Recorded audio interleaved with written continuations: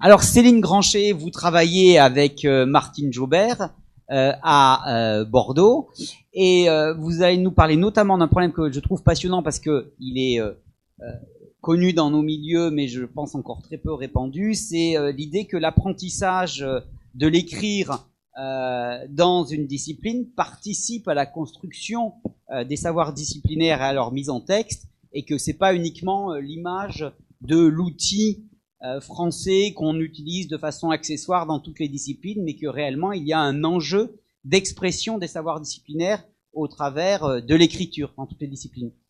C'est cela. Bon, ben merci. Alors, la présentation que je m'apprête à faire, je ne sais pas si vous m'entendez bien, comme ça, s'intitule « Peut-on travailler l'écriture dans les différentes disciplines scolaires ?» Elle était initialement portée par Martine Jaubert, comme l'a dit Olivier Rey, qui est professeure en sciences du langage et didacticienne du français à l'Université de Bordeaux, mais qui ne peut pas être là aujourd'hui. Et c'est moi qui, en tant que chercheur dans le même laboratoire, et ayant réalisé ma thèse sur le rôle du langage dont les écrits en sciences, qui vais vous présenter en quoi faire écrire les élèves dans les différentes disciplines scolaires et surtout leur faire retravailler leurs textes va favoriser la construction conjointe de savoirs disciplinaires et de compétences scripturales. Et donc l'éclairage que je m'apprête à vous proposer est un éclairage didactique. Pour cela, j'adopterai un plan en 3 parties. Dans un premier temps, je montrerai à partir d'exemples pris en sciences et en histoire que les élèves ont des usages du langage très différents. Or, la maîtrise de l'écrit est profondément différenciatrice de la réussite des élèves. Et je vais essayer de vous montrer la nécessité d'enseigner les différentes pratiques d'écriture dans les différentes disciplines pour outiller les élèves. C'est ce qui fera l'objet de la deuxième partie, où j'illustrerai le travail langagier qui peut s'opérer dans les écrits successifs et qui accompagne la construction des savoirs disciplinaires. Et enfin, en guise de conclusion à mon propos, j'apporterai des éléments de réponse à la question qui sert de titre à cette contribution. Alors, pour démarrer, nous, en tant qu'adultes, nous avons des usages, nous sommes assez acculturés aux usages de l'écrit. On pourrait penser que certains de ces usages vont d'eux-mêmes et que les élèves vont pouvoir les décoder tout seuls. Mais à travers les exemples que je vais vous montrer, on va voir dans une même situation, les élèves vont produire des textes bien différents. Alors, prenons pour commencer un exemple en sciences. Nous sommes dans une classe de CM2 où l'enseignante va demander, avant l'enseignement, sur un module sur les échanges sanguins entre la mère et le fœtus, ce que les élèves savent et les questions qu'ils se posent. Et ici, on a leurs textes qui ont été retranscrits. Alors, pour Delphine, à gauche, on voit qu'elle produit un texte relativement long, qui est une sorte de liste de tout ce qu'elle sait. Elle va accumuler plein de choses, plein d'informations, sans réelle connexion entre elles, et ça renvoie à une conception, à sa propre conception du savoir, comme une accumulation de connaissances. Mais ce n'est pas encore un écrit qu'on pourrait qualifier de scientifique. Si on regarde Thibaut, qui est au milieu, on voit que lui produit un texte beaucoup plus court. Il va lister des informations qu'il organise et qu'il va même jusqu'à confronter en identifiant un problème, puisqu'il écrit que le bébé ne respire pas et se pose la question comment il respire. Et en fait, cet apparent paradoxe est pertinent dans le monde des sciences à l'école, puisque c'est le savoir disciplinaire qui va nous permettre d'expliquer ça. Enfin, le troisième élève, Romain, il est davantage dans un écrit, on va dire, un oral transcrit, puisqu'il répond à la consigne comme dans la vie de tous les jours. Comment ça va pour le bébé ? Ça va bien, en gros. Sans se positionner, en fait, dans une activité scientifique. Ainsi, à travers les exemples de ces 3 élèves, ce que je voudrais montrer, c'est que on voit des représentations différentes de l'activité scientifique et des usages très hétérogènes du langage. Autre exemple, dans une autre discipline scolaire, en histoire, nous sommes toujours en CM2, et là, il est demandé aux élèves de rédiger un texte documentaire sur le système médical pendant la Première Guerre mondiale. Ils ont à leur disposition eux-mêmes un document, une fiche documentaire, dont ils peuvent extraire les informations qui apparaissent en bleu sur leurs écrits. Mais il se trouve que par ailleurs, dans la classe, en classe de français, ces élèves ont lu un roman historique, dont un des personnages était nommé Casimir et était un soldat du front. Et des éléments extraits de ce roman historique vont se retrouver dans leurs écrits. À ce moment-là, ils apparaissent en violet, si le code couleur est respecté. Et on voit que dans cette situation, eh bien, c'est une question de position énonciative qui se joue. Pour Kevin et Jordan, ils parviennent à se positionner dans un écrit de type documentaire, ce qui est demandé, alors que pour les autres élèves, eh bien, ils vont produire des écrits hétérogènes qui vont mêler documentaire et fiction. Ils n'arrivent pas nécessairement à faire le tri, à hiérarchiser, à mettre en cohérence des éléments en fait qui sont d'origine diverse. Et ce qu'on voit à travers l'exemple en sciences et en histoire, c'est que les productions des élèves peuvent signaler un problème d'ancrage dans les disciplines, parce que justement les élèves sont éloignés des usages de ces disciplines, c'est loin de leur monde quotidien. Et quoi de plus normal puisque les disciplines mobilisent diversement le langage.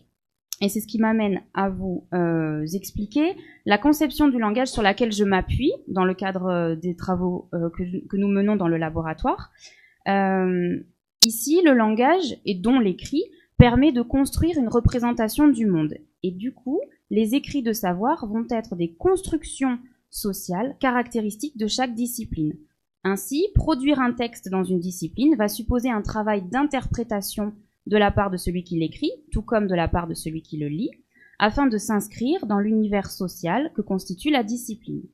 Et donc, il y a nécessité d'un véritable apprentissage pour que les élèves puissent s'inscrire dans la discipline considérée avec ses propres usages. Ce travail va impliquer en même temps, donc c'est pour ça que j'ai essayé de représenter ça par 3 sphères imbriquées. Donc ça implique en même temps le sens de l'activité disciplinaire, comment elle fonctionne, dans quel but. Il y a des usages scripturaux qui sont caractéristiques des disciplines. Ça implique aussi le savoir et les manières langagières de le dire, puisque le langage est intimement lié au savoir. Et puis ça implique aussi la construction du sujet social et cognitif, c'est-à-dire ses modes de penser, d'écrire, d'agir. Et ça va renvoyer à la question de la position énonciative à adopter dans chaque discipline. On ne va pas parler ni écrire pareil en histoire, en sciences, en français. Et donc bien souvent, la perception qu'a un élève de l'activité disciplinaire et de ses finalités est peu construite. On en a parlé ce matin, c'est une des ruptures qu'a souligné Yves Reuter.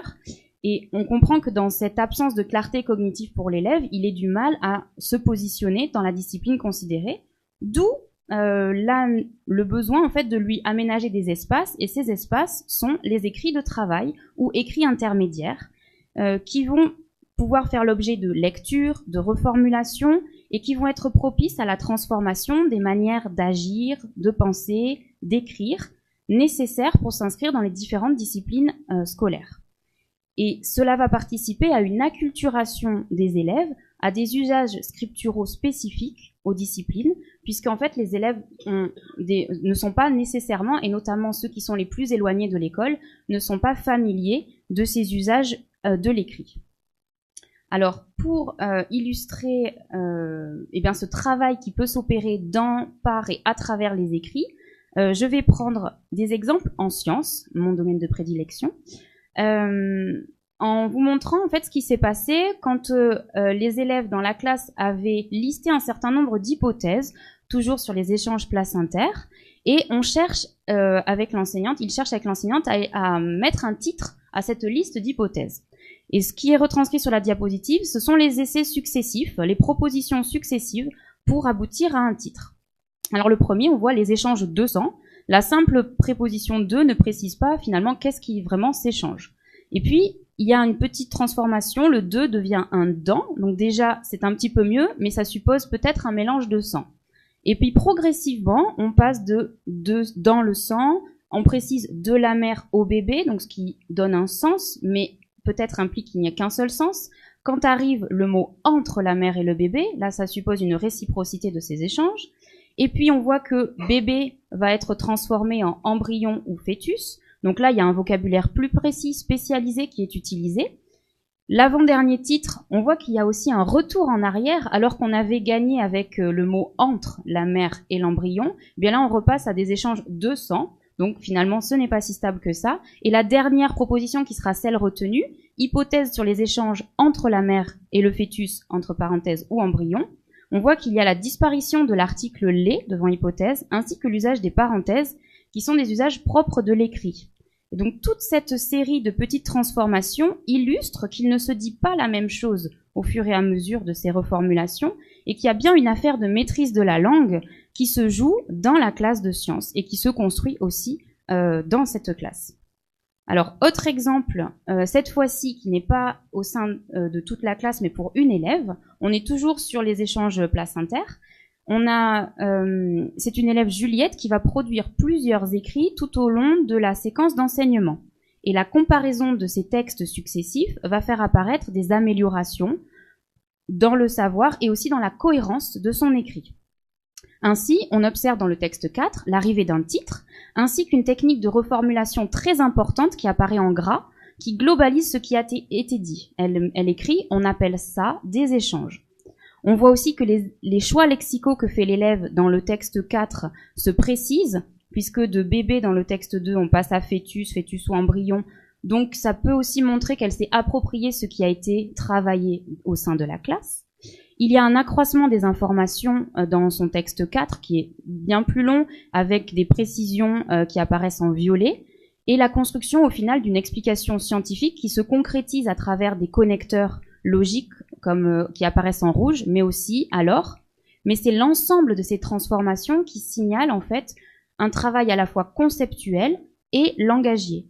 Dans la dernière production que vous voyez, Juliette constitue un réseau d'informations pertinent pour penser et écrire le concept d'échange. Alors, pour prendre un petit peu de hauteur par rapport à ces deux exemples, le rôle de ces écrits intermédiaires, en fait, il est à plusieurs niveaux. J'ai essayé d'illustrer une co-construction entre les écrits et le savoir. En effet, les concepts et les formulations deviennent de plus en plus complexes au fur et à mesure des réécritures. Il se joue aussi, au fur et à mesure de ces écrits intermédiaires et de ces écrits de travail, les discours deviennent de plus en plus cohérents. Si par exemple, si on revenait sur les écrits en histoire, où on voyait que se juxtaposaient des éléments de documentaire et des éléments de fiction, on pourrait les retravailler avec les élèves pour arriver à orchestrer justement ces discours d'origine diverses, pour que les élèves puissent les mettre à distance, les réorganiser, les mettre en relation. Et ce faisant, cela participe à la construction d'une position énonciative de plus en plus ajustée à la discipline. Et ça participe aussi à la construction d'objets de discours propres à chaque discipline, puisqu'on ne va pas parler de l'escargot en sciences comme d'un escargot dans une histoire en français où ce serait un personnage d'histoire.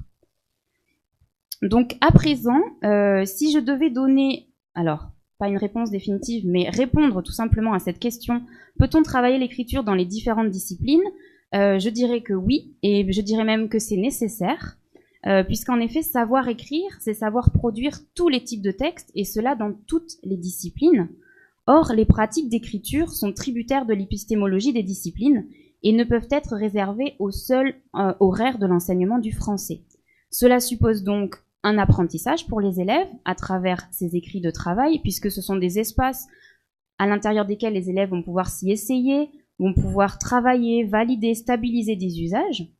Ça implique aussi un travail sur le long terme, donc une inscription dans le temps pour faire écho à l'intervenant précédent, pour permettre ces multiples réécritures, ça ne se fait pas en une fois.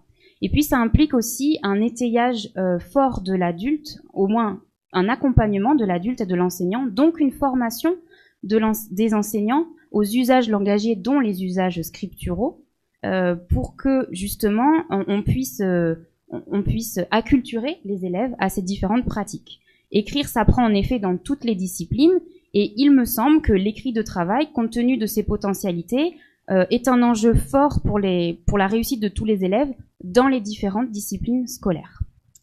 Je vous remercie. Merci beaucoup.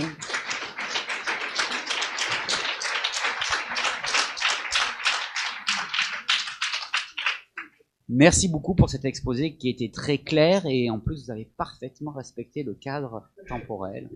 Là, on s'incline. Le jury, à vous la parole. Ou est-ce que vous êtes encore en réflexion de l'émotion? Moi, j'ai déjà des questions. Alors, j'ai une question qui dit, mais ça me semble décalé par rapport à ce que vous avez dit, mais je vous la pose quand même. La place de la production pour soi est-elle possible à l'école en envisageant peut-être davantage les savoirs? J'ai l'impression qu'il y a une contradiction dans cette phrase, mais peut-être que je l'ai mal comprise. C'est-à-dire quelqu'un qui dit est-ce qu'on peut en même temps inciter à produire pour soi et en même temps, j'imagine l'inférence qu'il y a là-dedans de dire en même temps il faut plus d'écrits de travail liés aux disciplines, aux savoirs disciplinaires. Ouais. Est-ce que vous voyez une contradiction là-dedans ou pas? Je vois pas nécessairement de contradiction, mais par contre, alors production pour soi et c'est-à-dire est-ce qu'on pourrait construire, est-ce que l'élève pourrait quand même construire des compétences scripturales à travers des productions qui seraient mais du coup décontextualisées de toute discipline scolaire? C'est bizarre. Ouais, je ne sais pas. Si c'est juste un, je sais pas. Si c'est un écrit expressif peut-être ou créatif. Je sais pas. Mais bon. Je vais vous le livrer tel quel. Vous êtes prêts? Oui, mais ce qui se passe, c'est que nous avions préparé des questions à partir du texte de Martine originel et que du coup, voilà, ces questions sont plus adaptées tout à fait à ce qui nous a été présenté. Non, mais c'est très bien. Et j'aimerais vous remercier, notamment pour cette présentation dans laquelle, pour une fois, la problématique du texte n'est pas surdéterminée par la problématique de l'orthographe. Parce que jusqu'ici, dans toutes les questions d'évaluation, c'est les questions de l'orthographe qui étaient finalement le critère majeur d'appréciation de la qualité d'un texte. Et justement, ce qui se pose ici comme question, vous avez évoqué la position énonciative, vous avez évoqué les types, moi je dirais plutôt les genres de textes qui sont adaptés à certaines situations. Et est-ce que vous avez quelques idées, parce que ça nous paraît très important, des critères d'évaluation de la position énonciative ou encore de l'adaptation d'un texte à sa situation? C'est une première question. Puis une deuxième, vous avez réutilisé ce terme d'écrit intermédiaire ou écrit de travail. L'écrit intermédiaire, qu'est-ce que c'est véritablement? C'est intermédiaire entre quoi et quoi? C'est une question qui se pose à nous aujourd'hui. J'ai aussi une question sur le même thème, donc je la pose, qui est dans les écrits de travail, l'élève utilise-t-il systématiquement son propre texte précédent, entre guillemets précédent? Ça, c'est une question un peu méthodologique aussi sur ce que vous avez montré.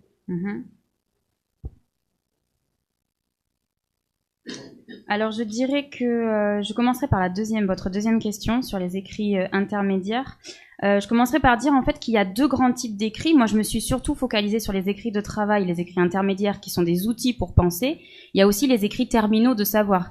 Il n'est pas nécessaire qu'un écrit de travail aboutisse finalement à un écrit de savoir terminal. Tous les écrits de travail ne sont pas voués à ça, on va dire. Les écrits intermédiaires, je dirais que c'est un état, à un moment donné, des séances de travail. Et on peut, alors pour rebondir sur cette question, est-ce que l'élève est obligé de reprendre son écrit ou est-ce qu'il peut retravailler un autre écrit? Pas nécessairement son propre écrit, puisqu'on peut faire très bien des écrits de groupe et pouvoir après les retravailler au sein de la classe, sans nécessairement que ce soit sa production personnelle. Donc je dirais que l'écrit intermédiaire, c'est un état, enfin comme une photographie en fait, à un moment donné, et puis il va y avoir un deuxième état. L'intérêt des écrits intermédiaires, c'est justement de pouvoir s'en servir, les reprendre, repartir de ça justement, réécrire pour retravailler. L'appréciation d'intermédiaire, c'est sa position dans le dispositif didactique. Dans la séquence d'enseignement. Oui.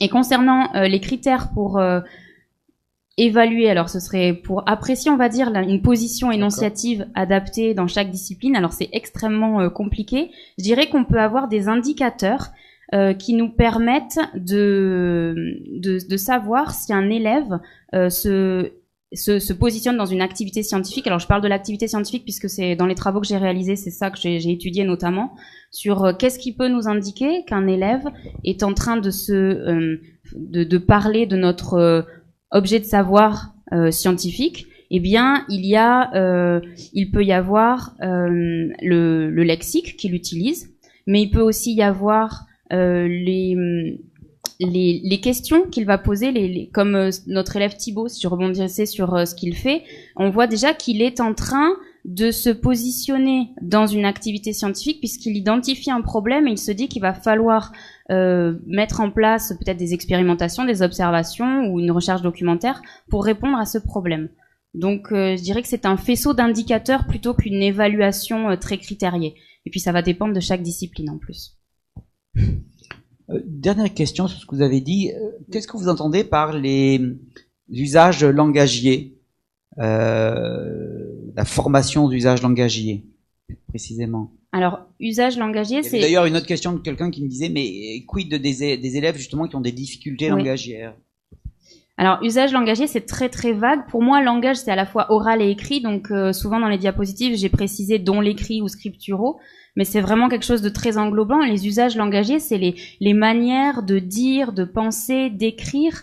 Et souvent, ce qui se passe avec les élèves qui peuvent être en difficulté ou justement qui sont dont le milieu est peu favorisé, c'est que ils ont des usages langagiers. Enfin, ils ont pas forcément une grande palette d'usages langagiers. C'est un petit, ça peut parfois être un peu toujours sur le même mode. Notre Romain là qui nous répond bien, pour lui en fait, il parle comme dans la vie de tous les jours. L'école c'est comme dans la vie de tous les jours et en fait il y a des codes particuliers à l'école, il y a des façons de fonctionner particulières. Alors sans en faire des choses stigmatisantes et peu sécurisantes, hein, pour rebondir sur ce qu'on a dit ce matin, il s'agit pas de mettre les élèves dans un carcan très rigide, mais de leur faire comprendre qu'on ne peut pas parler de la même façon en classe que forcément dans la vie de tous les jours.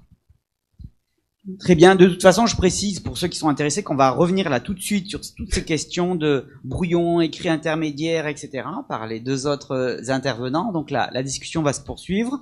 Et s'il n'y a pas d'autres questions qui émergent, je crois qu'on va de nouveau remercier notre présentatrice et passer au suivant.